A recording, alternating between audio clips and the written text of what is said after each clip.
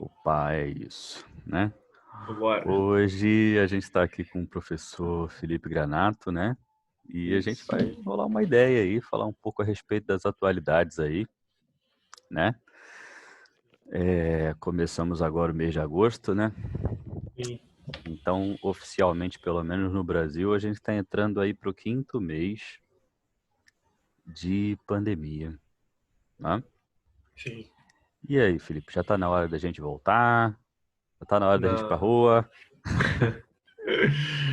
De maneira alguma, né, cara? Acho assim, eu trabalho na Fiocruz, né? Só para dar uma contextualizada, sou professor de uma escola técnica lá na Fiocruz, e a orientação que a gente tem recebido é que o Rio de Janeiro, assim, a gente não tem um cenário incerto ainda. Não dá para a gente afrouxar muito, não, apesar de entender aí já do ponto de vista pessoal, que 5 meses para um país totalmente desigual, enfim, com várias dificuldades financeiras, sociais, é bem complicado, fica meio insustentável, né? Algumas coisas precisam voltar com cuidado, mas outras não. E é isso. A gente tem relatos de amigos da área da saúde dizendo que os hospitais estão realmente mais vazios. Eu moro na Ilha do Governador, tem um jornal aqui local Local. que tem apresentado isso, é, que os leitos estão vazios, né? Os leitos preparados para Sim. o Covid estão vazios, mas que qualquer outra onda pode aumentar. E assim, o número de casos tem aumentado um pouco por conta dessa flexibilização. Bom, você falou uma coisa aí que me chamou a atenção, né? Para um país terceiro mundo, subdesenvolvido como o Brasil, né? Ficar tanto tempo parado pode ser um risco muito grande. Sim, Mas assim, uma observação, né? A gente já vinha muito mal das pernas muito antes da pandemia, né? sim, Nós apresentávamos, inclusive, resultados muito pífios dentro da economia, muito antes da pandemia acontecer. Nós já vínhamos apresentando aí que a, não era efetivo. O governo, pelo menos na área econômica, ainda não tinha mostrado ainda para o que veio, né? Só que sim. mesmo assim, quando levantam aquelas pesquisas que são, enfim, não sei de onde que brota aquelas pesquisas, mostram um país que é a oitava economia do planeta. Por quê? Como é que acontece para um país que tem a oitava economia do planeta ainda ter tanta gente não pobre, pobre, né, mas miserável, né? Por que que é tão comum a miserabilidade no Brasil?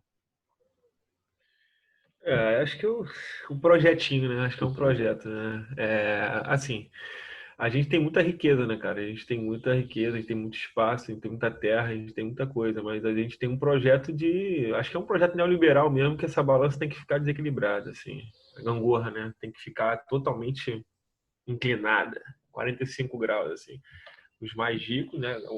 A elite brasileira detém esse poder econômico e ela não joga pesado mesmo. Aí desde a ditadura militar, né, cara, que foi o período que a desigualdade cresceu pra cacete no Brasil, que foi, enfim, capital externo foi entrando, a gente foi ficando cada vez mais independente dos Estados Unidos. Eu acho que isso é um projeto mesmo de manter, porque não faz muito sentido, cara. É muito trabalhador informal e a educação boicotada para realmente essa galera não ter a capacidade de É, entrar no mercado de trabalho, porque é proposital, cara. Não faz sentido no país como o nosso ter uma educação dessa boicotada e depois reclamar que o Estado não arrecada, que a economia não é distribuída, porque ela não deve ser. Esses dias eu vi alguém falando, não lembro agora, acho que foi um podcast da Folha de São Paulo, pelo que eu escuto, acho que é Café da Manhã, muito interessante, falando que os bancos lucraram. Ah, não, foi um deputado de Pernambuco, filho do daquele candidato que morreu no avião muito esquisitamente na de eleição. Pernambuco? Esqueci o nome dele. Foi um governador de Pernambuco que foi candidato à presidência e ele morreu Foi no acidente de em, avião. foi em 14, se eu não me engano, ou foi em... 14, eu acho. Foi em 14. Enfim, não me lembro agora, mas ele estava falando que os bancos no Brasil lucraram mais do que o país arrecadou. Então, tá É, aí. é, né? Quando você chega no ponto em que os grandes empresários, na verdade, governam o país, né? Mas assim, o que me chama mais atenção é o seguinte, né? Por que que pobre, não vou dizer todos, mas por que Uhum, que muitos pobres no Brasil defendem essa desigualdade com unhas e dentes, assim? Tipo, eles defendem de verdade. Por que que tem muita gente, por exemplo, que perde amizade de pessoas, de parentes, enfim, uhum, brigando pelo direito dessa desigualdade existir no Brasil. Como, por exemplo, assim, eu entendo que a desigualdade sempre vai existir e eu defendo que tem que ser assim mesmo, porque eu já vi gente defendendo isso, né? uhum. Existe uma explicação para isso? É caso de personalidade mesmo? Como é que é? Ah, eu acho que não. Acho que isso é cultura. Isso é desenvolvido. Acho que a galera vai. O sonho. Tem a frase, acho que é do Paulo Freire. O sonho do oprimido é virar opressor, né? Então Uhum. essa galera fica nessa onda de querer. Ela sofre, sofre, sofre e acha e depois de repente quer subir para o estágio de cima. Não sei, é difícil essa pergunta, mas Eu sei. acho que acaba que a galera fica nesse discurso realmente, né, de que eu não estou fazendo por onde, a meritocracia vai entrar nisso aí, né? Porque aí ele vai achar que deve subir para andar de cima meritocraticamente, como se fosse possível no Brasil totalmente desigual, enfim. Não, isso não é É, possível. Isso não é possível. Você até citou uma coisa interessante, né? Nós estamos com um governo hoje, eu não tenho vergonha nenhuma de dizer, que trabalha muito em cima da mentira, né? A pregação de mentira, a desconstrução e a destruição de reputação das pessoas, né? E aí você falou a respeito de um ser aí bem interessante que é o Paulo Freire, né? É, quando o presidente da República foi diagnosticado com Covid-19, ele usou a oportunidade que ele tinha para falar da doença para dizer que o Brasil era, em educação, o antepenúltimo do mundo e, e completou a frase dele exatamente com essa frase. Nós somos o antepenúltimo do mundo, isso quer dizer que o método Paulo Freire não funciona. E, obviamente, enfatizo que o método Paulo Freire nunca, nunca pôde ser realmente executado. empregado, executado no Brasil. Quando a gente encontra pelo menos países como a Alemanha, por exemplo, e como a Suécia, que são líderes em educação em todo o planeta, eles usam sim o método Paulo Freire, né? É, o que que falta para que a gente possa executar exatamente esse plano, que é um plano, no fim das contas, feito por um brasileiro, né? É. O que falta é vontade pública e as forças brasileiras deixarem, né? Assim, é, acho que o Freire, eu acho que não li muito a fundo. Acho que o Freire tentou aplicar isso, estava tentando aplicar e foi perto do golpe, sei lá. Aí veio a ditadura ou foi depois, eu não sei. Mas a gente tem vários exemplos de projetos interessantes, como do Brizola, né, do Darcy Ribeiro, Nem fala, cara. O projeto do que Brizola, foram, que foram colocados de maneira a tentar, enfim, dar qualidade de ensino e de formação para as crianças. E o próximo, e foi o quê? Combatido, né? foi Totalmente combatido, combatido, foi sabotado. Eu digo mais, foi sabotado. sabotado. A ideia do Brizola com aquela criançada toda trabalhando em tempo integral. Mas sabe como é que eles chamam isso? Eles chamam isso de doutrinação. E, infelizmente, reforçado por uma força cristã do nosso Rio de Janeiro primeiro, porque primeiro os CIEPs foram criados aqui, né? Primeiro do Rio de Janeiro e depois do Brasil, né? Eles acabam espalhando, essas coisas são pregadas, né? Em igrejas e coisas assim. Eu lembro muito bem que quando eu era criança eu cheguei a ouvir, lá pelos anos de 93, né? Na verdade, o Brizola estava criando uma escola que era para fazer, que era para fabricar marginal. Eu não sei se você chegou a ouvir essa época. Ah, o CIEP, o Não. Brizolão, lá é fábrica de marginal. Ouvi isso e quem viveu essa época vai relembrar isso. Quer dizer, a gente estava falando de uma escola pública que tinha piscina, que tinha biblioteca, que tinha sala de vídeo, que tinha 3 alimentações por dia e deixava a sua criança de 8 às 5 um plano de educação integral e gratuito. Em que lugar do planeta isso seria sabotado? Isso E você me lembra uma coisa agora que você falou comigo que eu não tinha me atentado, e para a estrutura arquitetônica e a qualidade da obra. isso eu havia falado isso com você uma época dessa, né? A gente não vê CIEP Uhum, nenhum caindo aos pedaços por aí, a gente não vê CIEP se desmoronando, ou algum CIEP que caiu ou que implodiu, enfim, essas coisas todas. Foi feito uhum. realmente com uma qualidade muito grande, né? Aí vai ter muita gente que vai criticar, mas o dinheiro que foi investido... Gente, é o dinheiro que tem que ser investido em educação pública nesse Brasil. O dinheiro que o Sim, Brizola investiu naquela época naqueles colégios, e que até hoje estão todos de pé, é o que tem que sim. ser investido de fato. Porque se você não acreditar numa educação hoje no Brasil, você vai continuar deixando as pessoas serem manipuladas por qualquer um que pague um saco de cimento e dê uma risada. Sim, Né? A gente precisa entender um pouco mais como isso funciona. E isso foi pregado por aí, e é pregado até hoje, como doutrina. Né?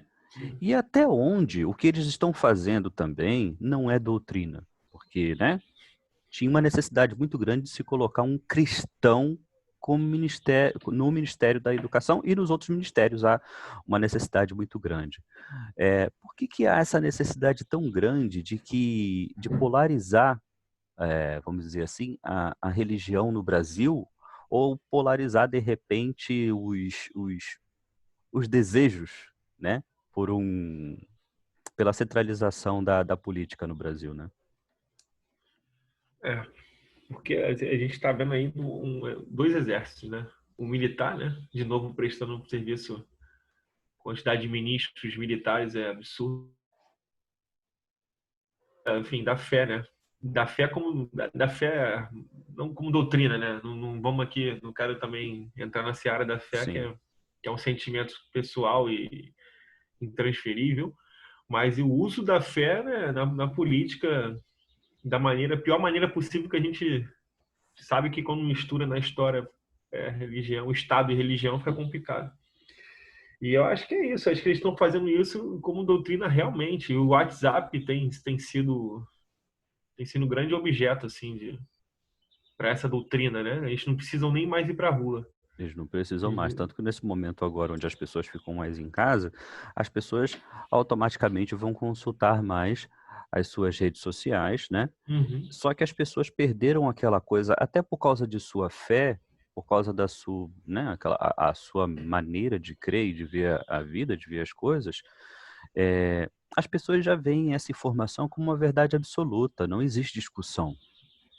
Né? Sim. Então, se uma pessoa falar agora, por exemplo, não vejam o vídeo do Renato com o professor Felipe Granato, porque eles são enviados do demônio. Não tem jeito, ninguém vai ver. E não sei, se não quiser ver, tudo bem. Uhum.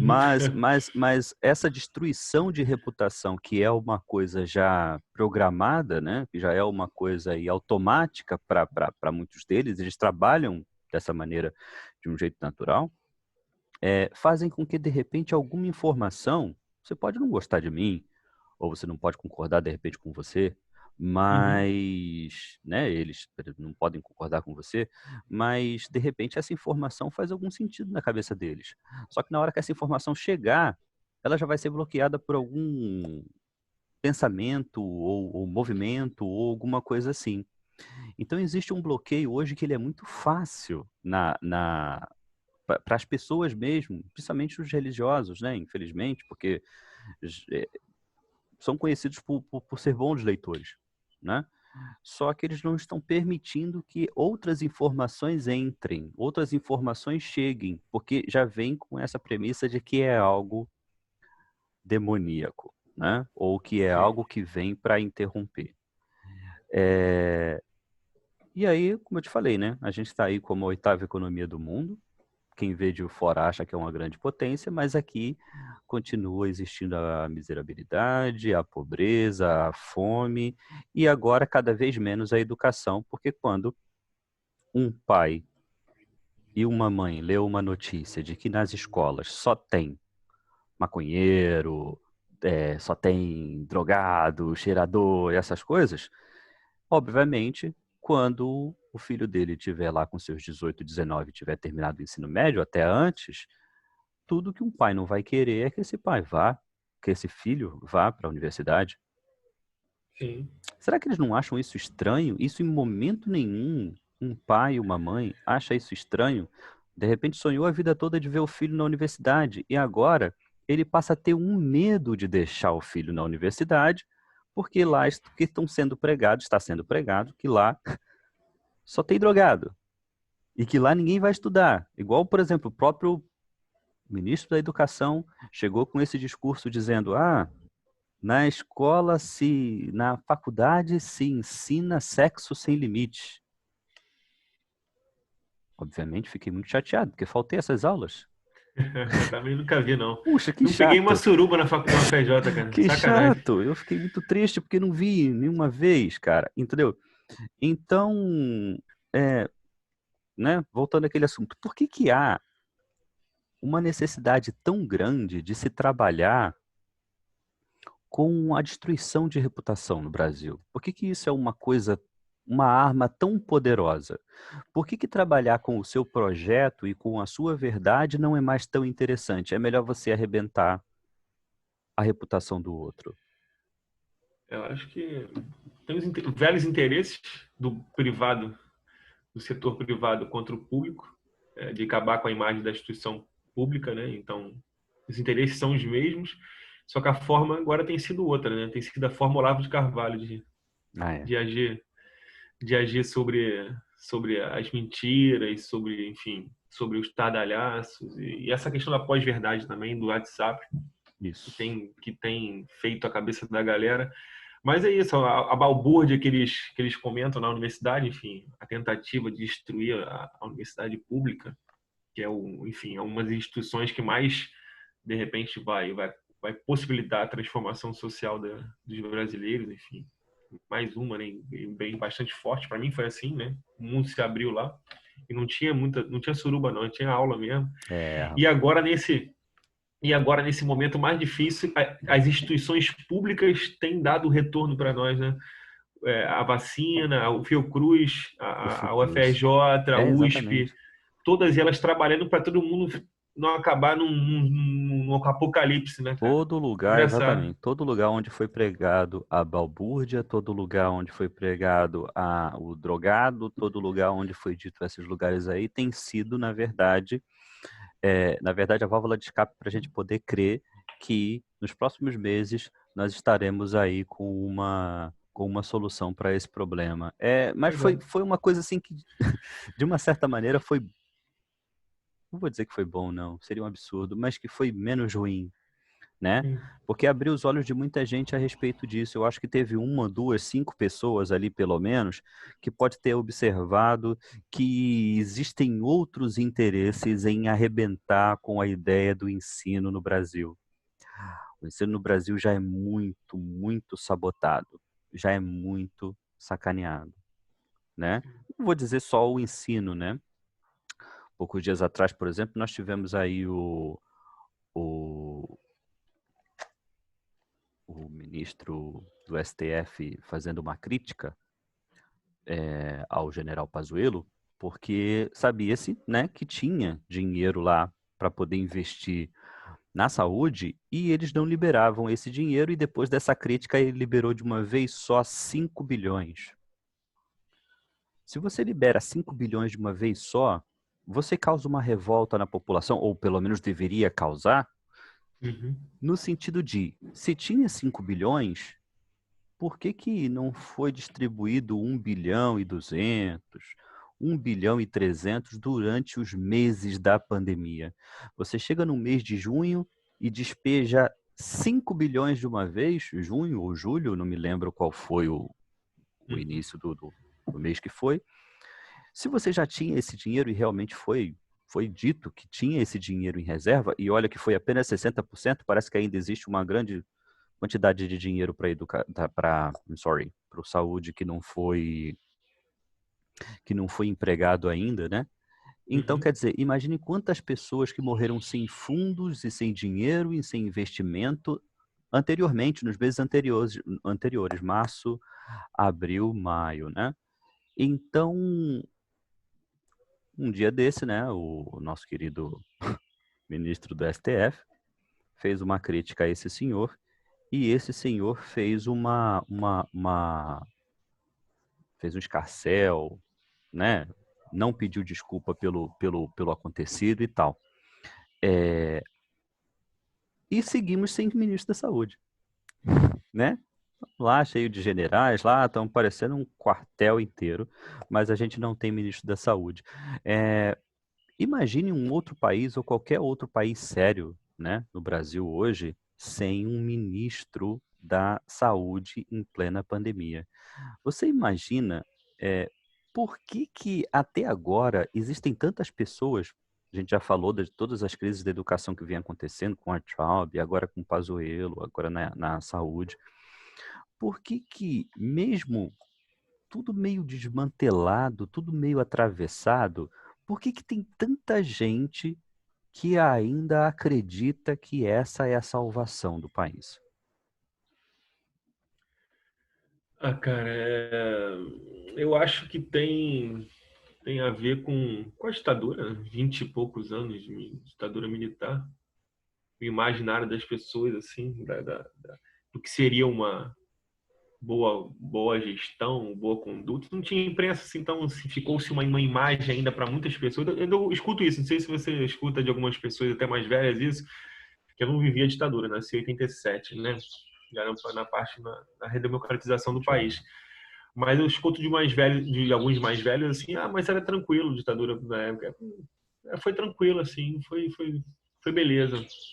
Meu pai, por exemplo, uma vez numa conversa comigo disse que tinha que voltar à ditadura para acabar com a corrupção, que o slogan é contra a corrupção. Só que o Bolsonaro estava abastecendo lá com maior grana lá no posto de gasolina lá, né? Sim, sim, não, Vários mas vouchers. tem vários, Mas a ideia era acabar com a corrupção. tem vários exemplos muito bons, inclusive, né?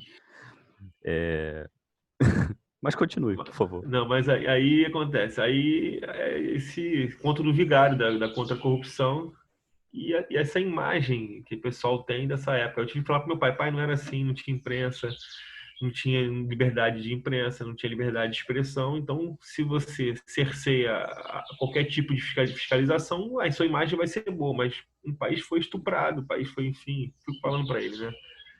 Várias coisas. Eu acho que ainda tem essa coisa, esse imaginário e essa educação falida. Aí você bota esses dois vetores aí, esse histórico da ditadura, mais uma educação propositalmente falida, de reflexão, e o WhatsApp e a igreja, enfim, a igreja tem vários papéis importantes, mas também tem, tem feito esse papel também ruim, né? Então essa soma de vetores aí leva a isso, cara, leva as pessoas a desacreditarem também, Ah, né? Tem muita gente que está desacreditaram. desacreditada já, que já não olha mais, que já não quer saber. Acho que eu estava vendo esses dias o Roda Viva do Emicida. Sim, Emicida foi no sim, Roda soube. Viva. Não vi ainda, mas soube. Ele comentou do Mano Brown, fez uma crítica muito grande ao Partido dos Trabalhadores na última eleição, né? Sim, Sobre esse diálogo com o povo, né? Essa distância entre o teórico, os discursos da esquerda e a efetivação desse discurso na massa, na grande massa. isso, exatamente. Então é isso, que a massa tá muito cagada também, já tá puta pra cacete com as coisas, entendeu? Sim, Já não sim. quer mais olhar também. O PT ele teve uma culpa que tem acontecido muito no governo agora também, do presidente agora. Ele tem uma culpa de muito aquela coisa de falar nós isso e eles aquilo. Nós isso e eles aquilo. Então, o Jair Messias Bolsonaro, ele também pegou a mesma coisa de nós isso e eles aquilo. Então, eles pegaram um país, dividiram ao meio, e Sim. quando você se torna o presidente da República, o presidente presidente extremista da esquerda, ele vai governar só para o povo da esquerda. E o extremista da direita, ele também só vai governar para os de Sim. direita, né? Como aquela piada que o outro fez aí um dia desse. Quem é de direita toma cloroquina, quem é de esquerda toma tubaína, né? É uma piada totalmente sem graça para quem estava perdendo ali pais, irmãos, entes queridos no sentido, em todos os Sim. sentidos, né? É, e mesmo assim, o brasileiro tem uma coisa estranha a tender ou achar que o extremo sempre é a solução. E o brasileiro Uhum. adora extremo. O brasileiro, ele não tem... Parece que ele sempre vive 8 e 80, né? Então, se ele Uhum. for realmente, se ele se revoltar com a direita de alguma maneira, com o sistema capitalista, ele vai para tudo que é mais extremo do lado da esquerda, né? Uhum. E aí, quando a esquerda começa uma sequência de equívocos, que às vezes está até claro que vai acontecer, a direita tem um discurso que é muito simples, né? Comunista, socialista, aquelas coisas todas, e aí começa a pichar aquele trabalho todo, né? Um trabalho, às vezes, muitas vezes, com algumas qualidades, mas também repleto de absurdos, né? Repleto de coisas que você sabe que por um governo extremista vai ter, sempre vai ter. Sim. Tá, por que você acha que tem esse verdadeiro tesão por essa extremidade? Por que o brasileiro não consegue encontrar um ponto de equilíbrio na hora de tomar essas decisões? Eu acho que é mais difícil você... Tem que refletir mais, né? Porque se aderir a um time, né? É mais fácil também, né? Acho que a galera... Assim, para você poder Você acha que é tomar muita conhecimento... paixão? Ou é só Também falta de é... conhecimento? É fanatismo, paixão... Fanatismo. O povo É brasileiro é isso. muito fanático, né? E é mais fácil ser fanático do que você É mais começar a fácil ler, do que você. É, você começar a pegar a pela, opinião do outro pela lado. Você tem que ter toda facilidade. uma maturidade, eu acho, para poder refletir, relacionar as ideias e tal, e tentar achar um meio de campo, né? Meio de campo, uma- Uma relacionar coisa as mais coisas. equilibrada, né? É. Mais fácil você aderir ao movimento que está indo de manada, o discurso mais forte, ou então você se opor totalmente. Ah, só porque ele é X, eu vou ser Y, então vou discordar de tudo que ele fala. Não é bem assim, né?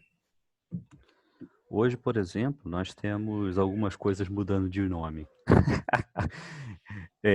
São os mesmos costumes, são as mesmas Aham. coisas. Bolsa Família vai trocar de nome, CPMF vai trocar de nome, mas os governos sabe, continuam sendo pífios porque não Sim, há um investimento exatamente onde há deveria. necessidade, porque na verdade o Brasil, há muitos e muitos anos, na verdade, não tem um governo. Na verdade, o Brasil é governado por grandes empresários e tal. E Isso. existem muitas grandes empresas que se estabelecem no Brasil, empresas que são de fora do Brasil, que elas vão deixar de investir no Brasil em bem pouco tempo, porque a gente não está conseguindo controlar o avanço do desmatamento e o avanço da exploração, né?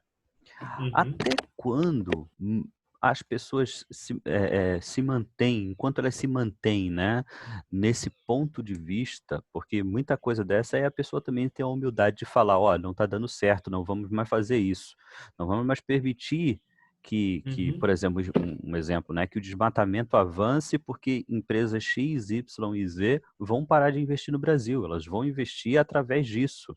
Então, se a Sim. gente não tem luta contra essas coisas, mas não, a coisa continua lá, o Salles continua como ministro do Meio Ambiente e a coisa está rodando, né? A coisa está continuando, né? O que que vai ser preciso? O que que vai ser preciso acontecer para que o povo comece a pressionar de que, na verdade, a gente adotou a direita, né? O povo brasileiro adotou a direita por causa do capitalismo e eles estão dando um tiro no próprio pé, né? Quando eles estão brigando com fornecedores e fazendo coisas contrárias às vontades dos nossos fornecedores, vamos dizer assim. Então, que espécie de capitalismo é esse, né? Eu não consigo entender. O que vai precisar, o que é necessário que aconteça, né, para que o povo brasileiro comece a pressionar isso para uma mudança, para uma melhora? Olha, cara, essa pergunta é difícil. Essa é complicada mesmo. Eu acho que a galera tá anestesiada já faz tempo. A galera já tá sofrendo, já batendo cabeça já faz um tempo, assim. Teve um momento mais interessante, assim, de mais poder de consumo, que foi a área do PT e tal, do acesso, da transformação mais por meio da obtenção de coisas que você não... Enfim, do consumo mesmo, do carro, que pôde comprar, da casa e tudo mais, enfim, não foi muito significativo no sentido da educação, né? Até porque a esfera federal também ela não é responsável pela educação dos estados e dos municípios. Mas depois disso, cara, você entrou esse cara aí, por muito manipulação da televisão também, enfim, papel que a TV fez. E a economia com Paulo Guedes, que eles apostaram nisso, né? Muita gente votou como aversão ao PT e como política capitalista do Paulo O Guedes, Paulo né? Guedes, Que é o representante dos bancos, né? Nessa história aí. Só que realmente a quantidade de merda que foi criada, né? Até por conta do golpe também, pensando um pouco mais, acho que o golpe foi o estopim para o país virar um circo político dos três poderes e acabar com qualquer tipo de razoabilidade, de variável positiva até para o empresário investir. Se eu tenho um sim. país que não tem nenhuma segurança, você tem hoje pessoas indo para a rua para acabar com o STF. Cada pessoa Aí você precisa... vai botar dinheiro num país assim, entendeu? Não. Eu Sim, tava conversando com o meu real, é cunhado. O meu verdade, cunhado muito ele real. é microempresário também, tava puto também com a reforma tributária, quer dizer, com a questão dos tributos no Brasil, porque os próprios empresários grandes, eles não estão nem aí para os pequenos, não estão nem aí para a quantidade de pagamento. Eles querem manter suas posições ali em cima, ficar ali. E a base do governo é essa, e quem está começando, querendo colocar dinheiro no país, começando está com dificuldade. E quem está de fora, olhando o cenário político desse, totalmente louco, um cara desse, o Ricardo Salles, você falou, eu queria muito falar dele, porque o novo vai acabar sendo um canalizador dessa galera que estava... O PSDB sempre foi um partido que foi oposição à esquerda no Brasil, né? Sim. E depois, com esse encolhimento do PSDB, veio esse partido fascista aí, do Bolsonaro, que a galera embarcou, mas parece que estão vendo que deram um tiro no pé. Pelo amor de Deus, não tem como você razoavelmente achar que isso tem sido bom para o Brasil. Não. Aí, de repente, a galera vai para o Novo. Estou pensando nisso já, assim, no Novo. E o Ricardo Salles era do Partido Novo, vale bem dizer. Ele era do Partido Novo e a política do meio ambiente que ele está fazendo no Brasil é surreal. É contrário a tudo que... É contrário a tudo. Entende? Ele está entregando tudo na mão de madeireiro, ele está entregando tudo na mão de empresário.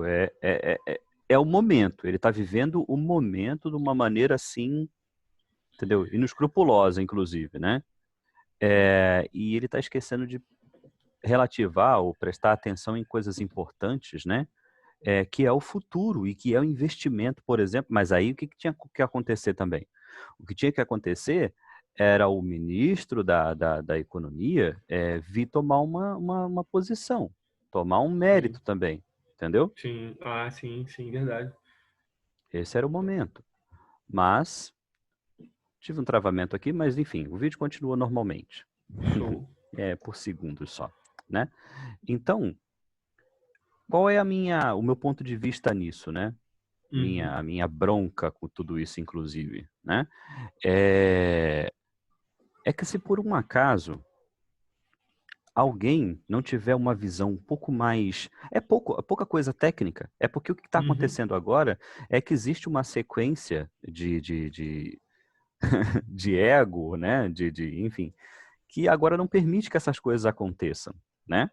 Hoje, por exemplo, a gente já tem uma quantidade muito grande de empresários forçando a volta às aulas. Sim, não é mesmo? sim.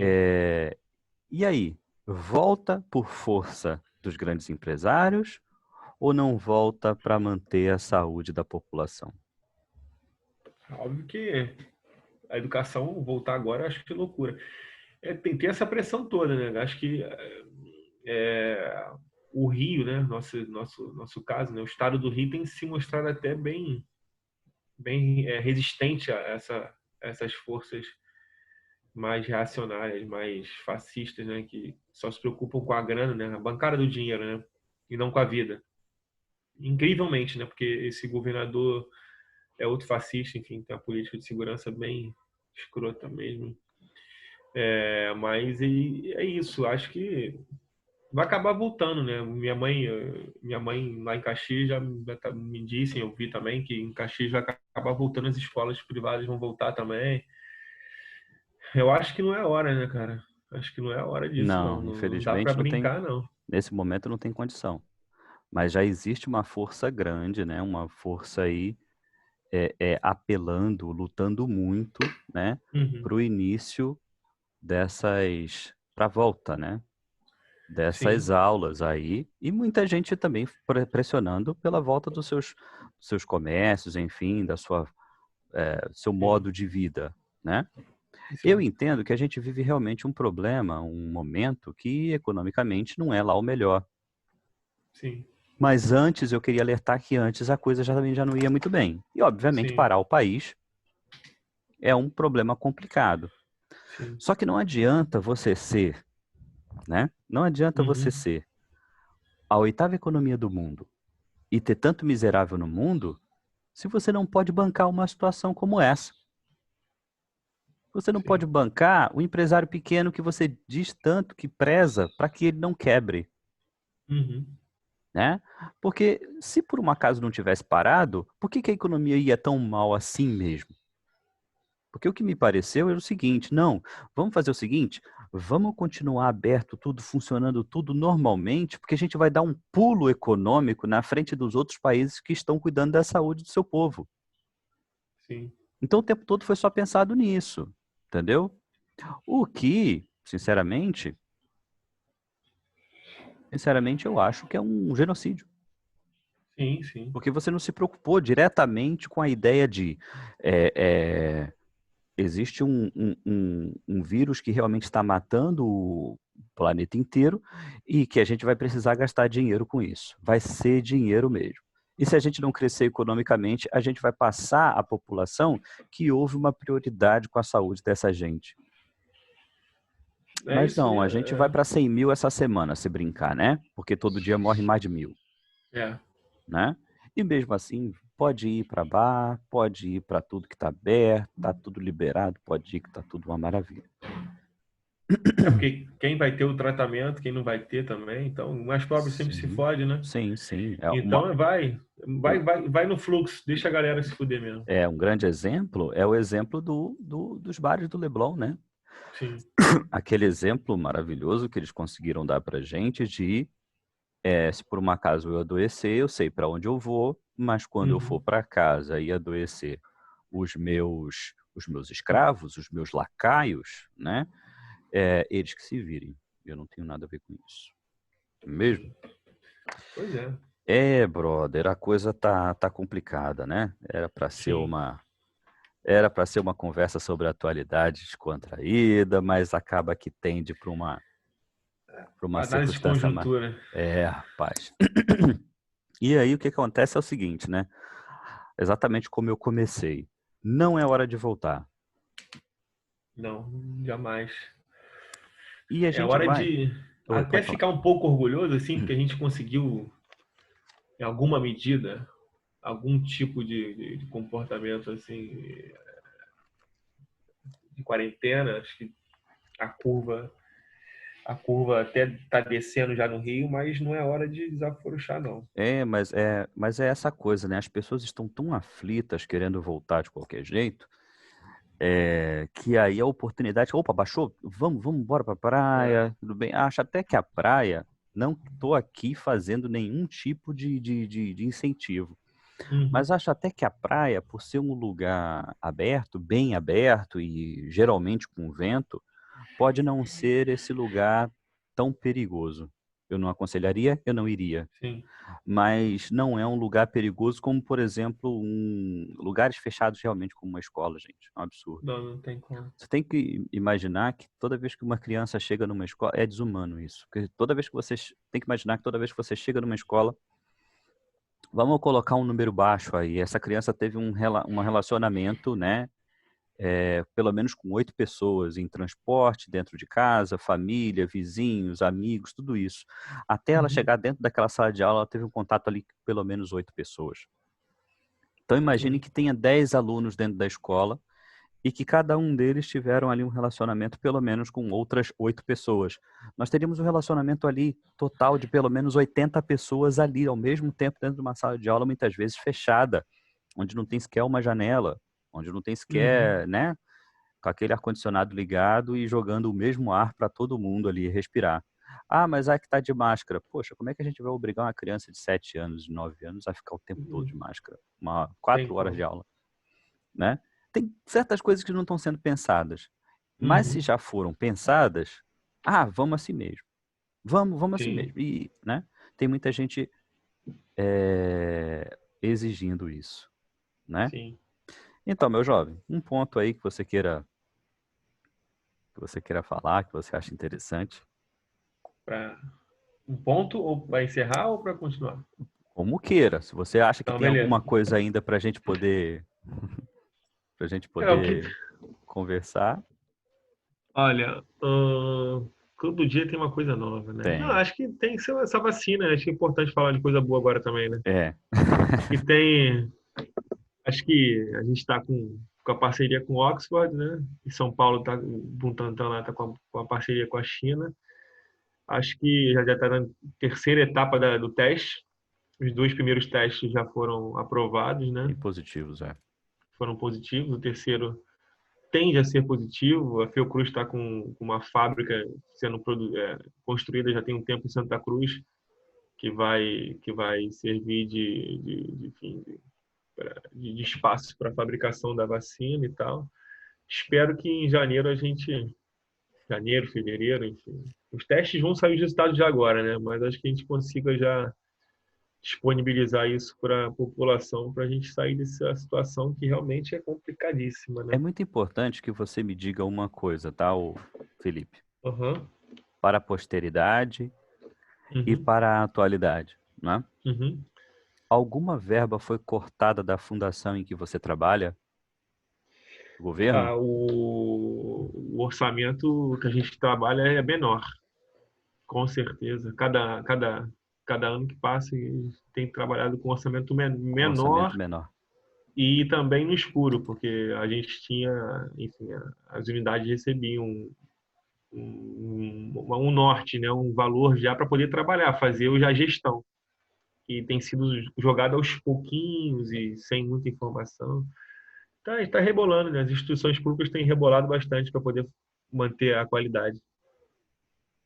Então, a gente pode dizer que as coisas têm acontecido muito mais pela perseverança, pela teimosia dos nossos professores, dos nossos pesquisadores, do que por um incentivo do governo. Com certeza. Com certeza. Então, onde ele puder intervir, ele vai intervir. A gente é muito sabotado, né, cara? A gente é muito sabotado. A gente é muito sabotado. Meu amigo. Então é isso. Poxa, foi muito bom aí, cara. Tô aqui até pensando aqui como é que vai ser o 2 aí. Vou fazer um 2, né? Vou ver aí se a gente... Eu tava até pensando aí com os amigos aí pra gente fazer com mais gente, pra gente ter uma interação maior, né?